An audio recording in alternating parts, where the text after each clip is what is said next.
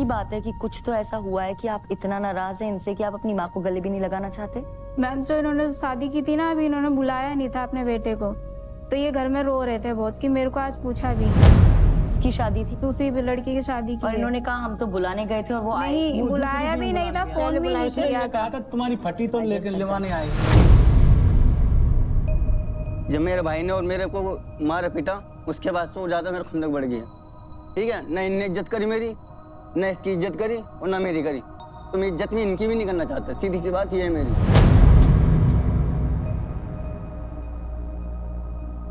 ना मैं तुम्हारा लड़का, जैसा मैं जी रहा हूँ जीने दो मेरे को। मेरा सीधा सिद्धा नहीं है ये कहने का, इससे ज्यादा मैं कुछ नहीं कहूंगा। आपकी कहानी हमारे अलावा हमारे साथ यहाँ एक्सपर्ट डॉक्टर अरमान पांडे मौजूद हैं, जो कि साइकाइट्रिस्ट हैं, वो भी सुन रहे थे। चलिए एक बार उनसे बात कर लेते हैं। मैंने आपकी जो बातचीत हुई है सुनी शुरू से।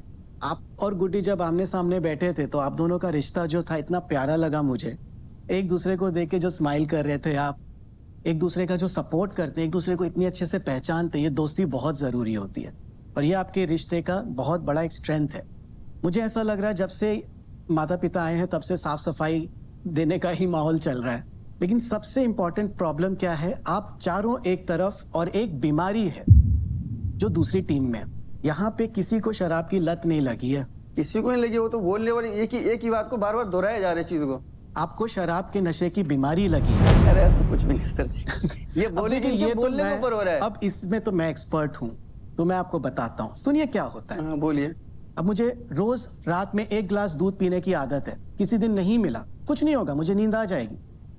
पर अगर मुझे रोज 1 क्वार्टर दारू पीने की आदत है, नहीं मिली, नींद नहीं आएगी, हाथ कांपेंगे, तलब सी लगेगी कि यार कैसे तो मिल जाए, कहीं से तो मिल जाए।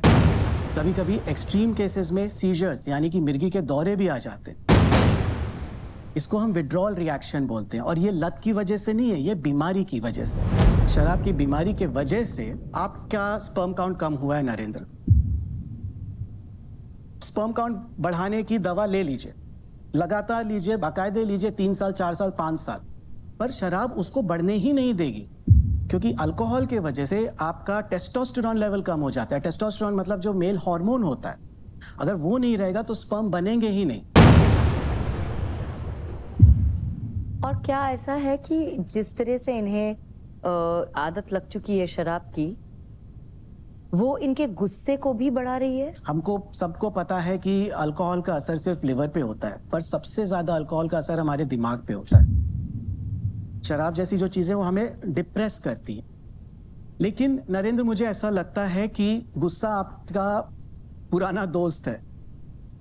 जब आप बता रहे थे ना, जब आप आए थे यहाँ पे और अपने माँ बाप के बारे में, परिवार के बारे में बता रहे थे, तो आपकी आंखें गीली हो गई थी, मैंने देखा।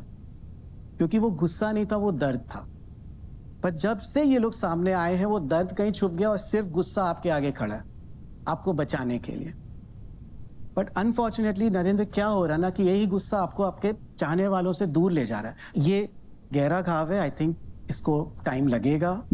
और आपने बहुत सही कहा कि ऊपरी गुस्सा दिखता है, लेकिन हम अमूमन चूक जाते हैं ये समझने में, जो आपने बहुत बखूबी देखा, कि गुस्से के पीछे सही वजह जो है वो दर्द है।